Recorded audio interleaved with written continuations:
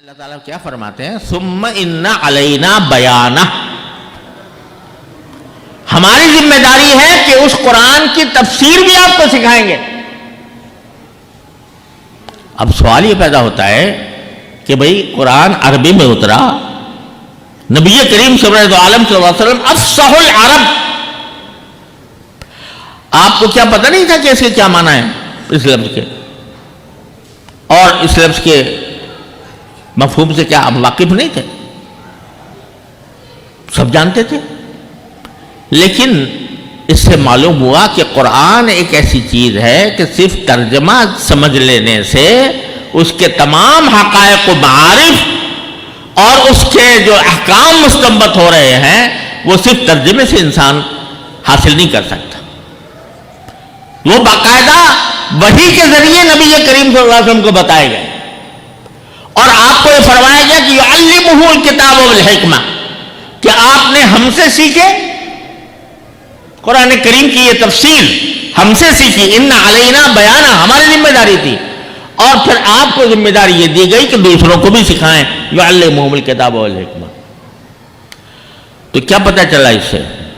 پتہ یہ چلا کہ قرآن کریم کا صرف ترجمہ پڑھ لینے سے کوئی آدمی اگر یہ کہے کہ اب میں مجتہد مطلق ہو گیا ہوں اور اب مجھے نہ کسی تفسیر کی ضرورت ہے نہ احادیث کی رہنمائی کی ضرورت ہے اور نہ مفسرین کے کلام کی ضرورت ہے، میں خود اپنے ترجمے کو سمجھ کر میں جو سمجھوں گا، جو میری سمجھ میں آئے گا وہی قرآن کی تفسیر ہوگی۔ یہ آج ایک ایسی وبا پھیلی ہوئی ہے ہمارے معاشرے کے اندر کہ جس کی کوئی حد و نہایت نہیں ہے۔ جن لوگوں نے کبھی ساری زندگی قرآن کریم کو پڑھنا نہیں سیکھا، جنہوں نے قرآن کریم کو کسی استاد سے نہیں پڑھا، ساری عمر سرکاری ملازمت کرتے رہے، ریٹائر ہونے کے بعد اچانک تفسیر قرآن لکھنے کا شوق پیدا ہو جاتا ہے کہ بھئی اب میں قرآن کی تفسیر لکھوں گا۔ بھئی تم نے کوئی عربی جانتے ہو کہ نہیں؟ عربی کی ضرورت نہیں ہے، اردو میں ترجمے چھپے ہوئے ہیں اور انگریزی میں چھپے ہوئے ہیں، تو اس سے ہم خود معنی نکال لیں گے اور اس سے خود کریں گے۔ چنانچہ اس کے بعد وہ اجتہاد کے منصب پر پہنچ جاتے ہیں کہ جو مولوی ملا جو پڑھاتا رہا ہے، یہ تو لوگوں کو اس نے مقید کر دیا، محدود کر دیا، اور اب ہم آئے ہیں اس ماڈرن تفسیر کے ساتھ کہ جو آج کے ماڈرن انسان کی ضروریات کو سمجھے اور اس کے مطابق قرآن کی تفسیر کرے۔ ایک نہیں دسیوں لوگ جو ہیں وہ یہ دعوے کر رہے ہیں، اور جن کی خواہشات نفس کی ان میں تکمیل ہوتی ہے ان کی تفسیر میں، وہ ان کے دیوانے ہیں کہ بھئی یہ جو تفسیر کر رہا ہے یہ جو ماڈرن دور کے لحاظ سے بڑی شاندار ہے اور اس میں بڑی سہولت ہے، اور مولوی ملاؤں نے تو دین کو محدود کر کے ایک دائرے کے اندر محدود کر دیا ہے، ہر چیز کو حرام کہہ دیتے ہیں، ہر چیز کو ناجائز کہہ دیتے ہیں، کسی کو مکروہ کہہ دیا، کسی کو حرام کہہ دیا۔ اب یہ آئے ہیں مفسر اعظم کہ جو قرآن کو آج سمجھے ہیں، 1400 سال میں نہیں سمجھا گیا، یہ نئے سمجھے ہیں اور ان کے پیچھے چلنا چاہیے۔ میرے بھائیوں، اس قسم کے نعرے ہر دور میں ہوئے ہیں۔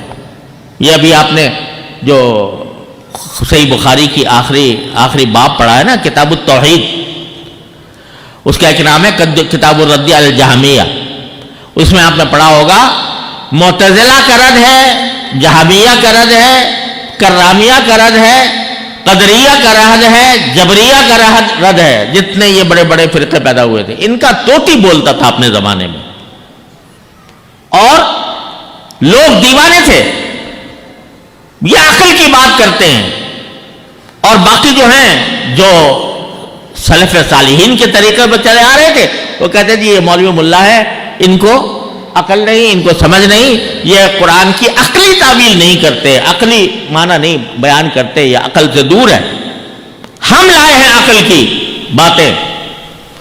وہ یہ فرقے تھے، اور ان کا طوطی بولتا تھا، ان کا ڈنکا بجتا تھا، ان کی حکومت قائم ہو گئی تھی، اور وہ لوگوں کے اوپر ظلم و ستم ڈھاتی تھی، جو ان کی بات نہیں مانتا تھا اس پر کوڑے برساتی تھی.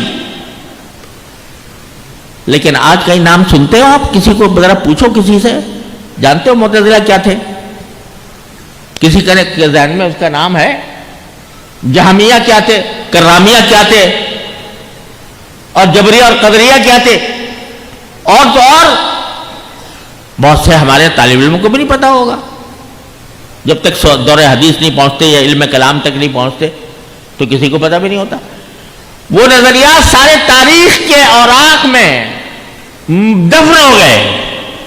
نہ آج کوئی معتزلہ ملتا ہے، نہ جہمیہ ملتا ہے، نہ کرامیہ ملتا ہے، نہ معتزلہ ملتا ہے.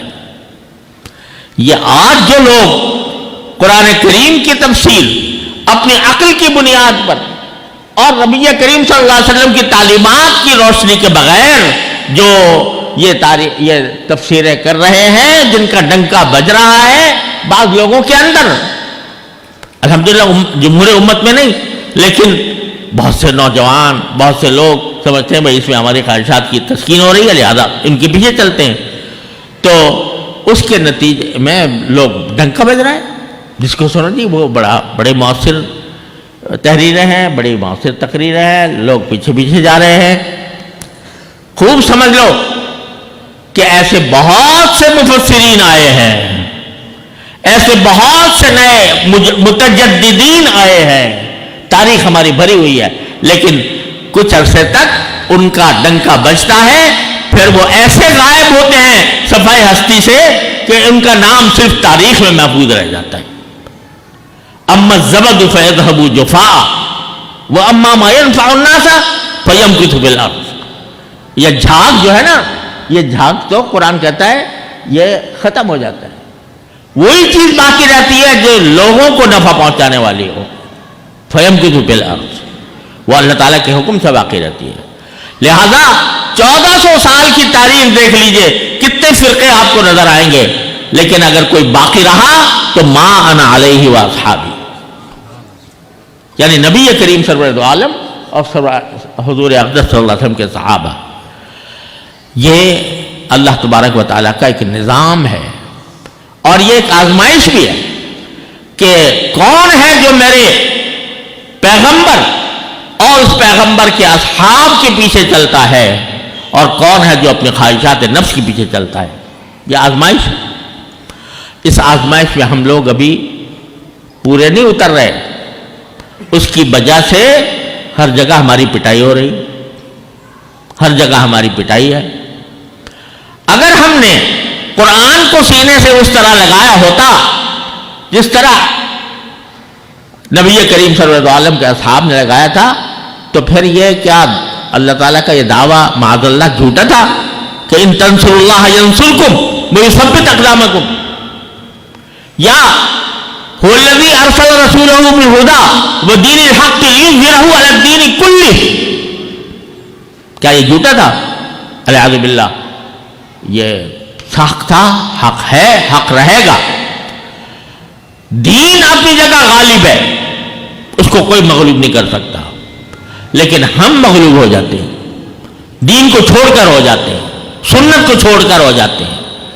تو یہ پیغام ہے جو یہ آیات دے رہی ہیں. ثم ان علینا بیانا، بات وہی سمجھو جو حضور اقدس صلی اللہ علیہ وسلم کو سمجھائی گئی، جو آپ نے صحابہ کو سمجھائی، صحابہ نے تابعین کو سمجھائی، تابعین نے تابعین کو سمجھائی، اور اس کے بعد آج تک اسی متوارث سلسلے سے چلی آتی ہے. قرآن کی وہی تفسیر معتبر ہے جو رسول کریم صلی اللہ علیہ وسلم کے واسطے سے صحابہ کرام اور جمہور سلف کے ذریعے پہنچی ہے. لہذا قرآن کا ترجمہ صرف پڑھ لینا کافی نہیں ہے. جب قرآن کا ترجمہ پڑھو تو کوئی مستند تفسیر سامنے رکھ کر پڑھو تاکہ اس کا صحیح مطلب سمجھ میں آئے.